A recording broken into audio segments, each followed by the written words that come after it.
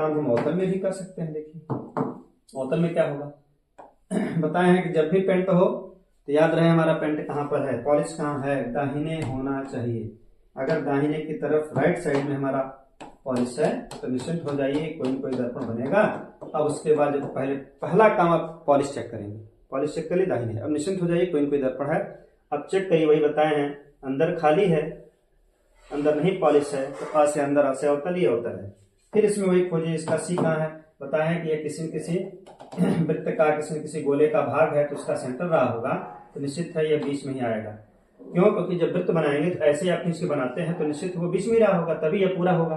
मतलब इसको अगर पूरा करेंगे तो ऐसे आएगा ही, और फिर सोचेंगे वृत्त कब बना होगा, यहाँ तो रखेंगे नहीं तब बनेगा, इसका मतलब ये कहीं यहीं पर रखा गया होगा तब ये वृत्त बना होगा। तो बात समझ में आ गई, यहीं पर इसका सेंटर है, इसको मिटा दीजिए।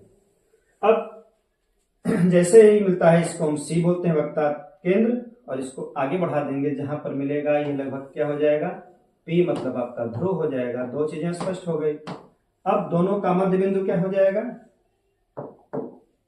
एफ, मतलब ये दोनों के बीचों बीच क्या रहेगा, एफ रहेगा। अब सी और पी, अब यहां पर हम कह दें तो सी पी की दूरी क्या होगी, जो ये सी से पी तक की दूरी है, ये हमारी वक्रता त्रिज्या होगी, वक्ता त्रिज्या, जिसको हम आर से लिखते हैं।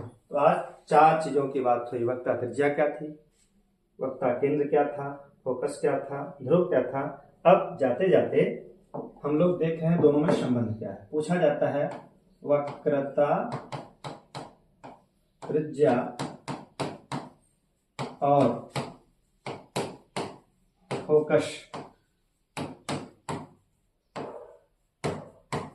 दूरी में संबंध, क्या संबंध होता है, इसको कैसे याद करेंगे, भूले ना।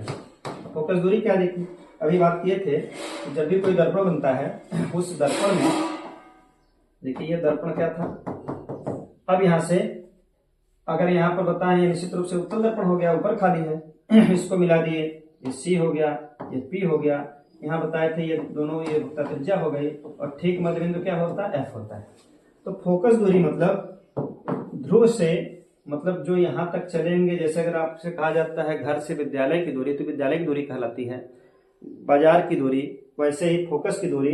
तो जो भी नापते हैं वो घर से ही हम नापते हैं। अगर कोई पूछे तुम्हारा विद्यालय कितनी दूर है, कहेंगे 5 किलोमीटर। कहाँ से? घर से। तुम्हारे घर से फला का घर कितना है, तो बताओगे 1.5 किलोमीटर। किसी का घर लेते हैं तो अपने घर से लेते हैं, तो इस जो दर्पण है उसका घर मान के चलिए ध्रुव है। अब यहां से पूछा फोकस दूरी क्या है, तो कहेंगे से ठीक है, ध्रुव से जो चल रहे हैं फोकस का, कोई फोकस दूरी है।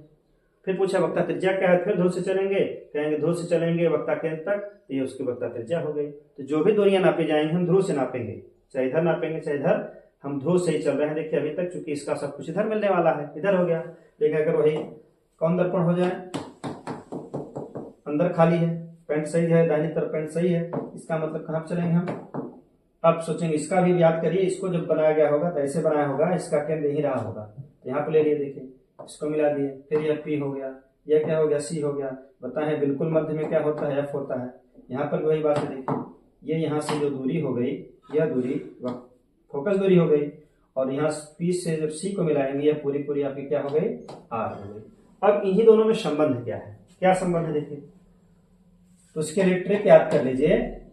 एफ बराबर जो होता है, मतलब पहले एफ और आर में कौन आता है यह ध्यान दीजिए, हम उसको दूरी लिख दे रहे हैं।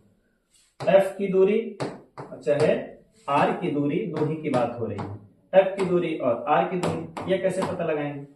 अब इसकी दूरी का मतलब जब आप एबीसीडी पढ़ते हैं, देखिए जब ए बी सी ऐसे पढ़ते हैं, लास्ट में जेड तक जाते हैं, याद करिए यही हमारा मेन घर है। मान लीजिए पहला घर ए है, यहां से दूरी किसकी, तो पहले आप जानते हैं ए एफ मिलेगा, मतलब ये दूरी देखिए एफ की दूरी, फिर यहां से दूसरा आर है, फिर ऐसे चलते चले जाएंगे पी क्यू आर यहाँ मिलेगा, इसका मतलब आर की दूरी यहां से देख लीजिए। बस ये ट्रिक है याद करने के लिए कि देखिए एफ जो है इसकी दूरी कम है, और यह दूरी क्या है, देखिए आर की दूरी बड़ी है, या यहाँ कह सकते हैं छोटी है। देखिए एफ की दूरी बहुत छोटी है, देखिए इतने पे मिल जाता है, आर ज्यादा पे मिलता है। इससे आप यह याद रखेंगे कौन बड़ा है कौन छोटा, परीक्षा में भ्रम नहीं होगा, तो स्पष्ट हो जाएगा। एबीसीडी में यह पहले आता है, वो तो छोटे दूरी पे आ जाता है। और आर के लिए ज्यादा पढ़ना पड़ता है, ज्यादा दूरी तय करनी पड़ती है। यहाँ एक चीज क्लियर हो गई कि कौन बड़ा है कौन छोटा, यह कभी भ्रम नहीं होगा। अब यह स्पष्ट हो गया कि निश्चित रूप से एबीसीडी में एफ पहले आता है, तो यह क्या होगा, यह हमेशा क्या होगा, छोटा ही होगा। चलिए, यह हमेशा क्या होगा, आर एबीसीडी जब पढ़ते हैं तो निश्चित रूप से दूर आता है, मतलब बड़ा है। तो पता चल गया, यह पहला भ्रम दूर हो गया, कौन बड़ा है कौन छोटा, वही एबीसीडी याद रखिए। एफ पहले आता है तो एफ की दूरी कम है, मतलब ये छोटा होगा। आर बाद में आता है, आर बड़ा होता है। अब दोनों का संबंध क्या है, अब लिखा जाता है त्रिज्या जो होती है, त्रिज्या फोकस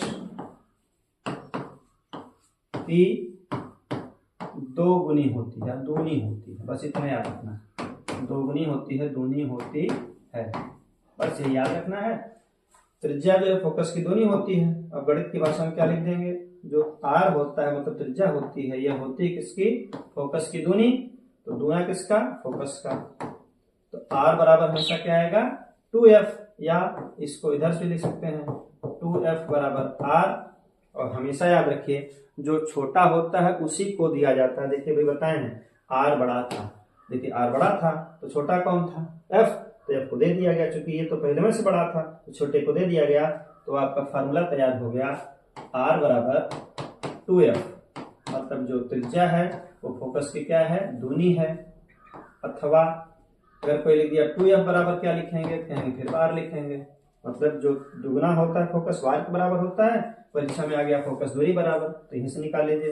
एफ बराबर क्या आ जाएगा, आर, और यहाँ से 2 का गुणा है, यहाँ पर भाग हो जाएगी। एफ बराबर आ गया आर बटे 2। हम कह सकते हैं फोकस दूरी, फोकस जो दूरी होती है वह त्रिज्या की आधी होती है। जिसके नीचे बटे कर देता है इसका मतलब आधा, त्रिज्या का आधा। बस अगर त्रिज्या पता है तो आधा कर दीजिए। जैसे अगर यहाँ पर दे दिया गया, मान लीजिए दर्पण है, दर्पण पता चल गया होगा कि कहाँ से है, दाहिने स्पेंड सही है, अंदर खाली है, तौतल है। अब यहाँ दे दिया गया ये सी है, ये पी है, दे दिया गया उसकी जो वक्ता त्रिज्या है, त्रिज्या तो पहचान ही गए होंगे, ये त्रिज्या है। क्यों त्रिज्या है, जब आप वृत्त खींचते हैं तो केंद्र से परे तक की दूरी सब त्रिज्या कहलाती है, इसका भी त्रिज्या है, लेकिन यहाँ ये त्रिज्या वक्ता त्रिज्या कहलाती है। तो वक्ता त्रिज्या की दे दिया, मान लीजिए ये 14।